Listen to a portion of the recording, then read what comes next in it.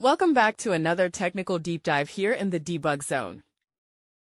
Today, we're tackling a big question and breaking it down with insights from other users. Hopefully, this clears up some misconceptions and helps you get the answer you need. So buckle up, stay a little curious, and let's jump right in.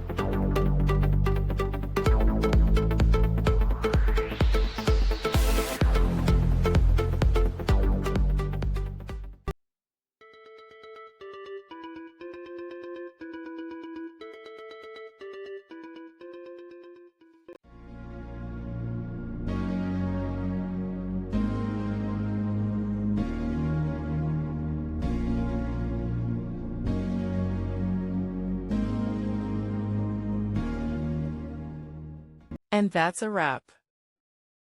I hope you found the answer you were looking for. If you did, take a second to hit that subscribe button. It really helps out. And let me know in the comments which solution worked best for you. See you next time in the Debug Zone.